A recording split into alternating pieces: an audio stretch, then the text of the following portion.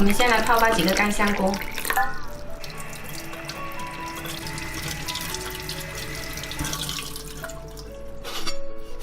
五花肉给它切小块，然后剁成肉末。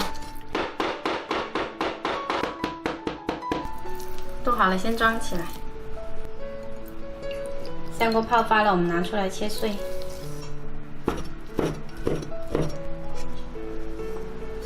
取个煎锅，加入多一点油，打个鸡蛋进来，煎成荷包蛋。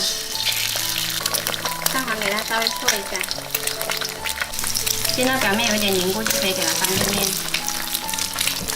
两面都煎到金黄，就把它放到砂锅里来。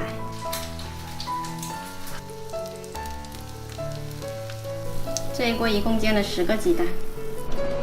接着来加入开水，水量大概没过2/3的鸡蛋。盖上盖，先把它煮开。重新起锅，加入少许油，把肉末放进来煮香。接着把香菇放进来，再加入2勺生抽，少许盐，1勺蚝油。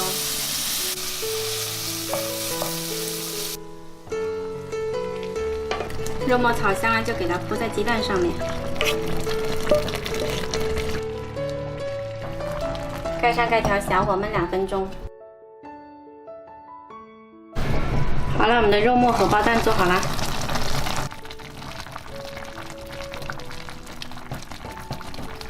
最后再撒一点胡椒粉，还有一把芹菜跟葱段。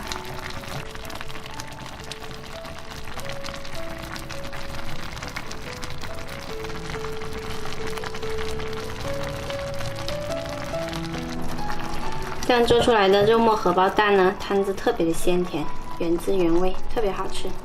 喜欢的话可以试一下哦。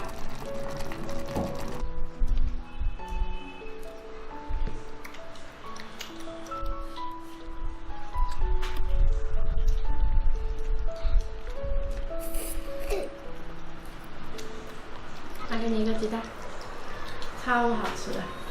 好多只鸡蛋，一整个荷包蛋来的。来一看吗？看吗？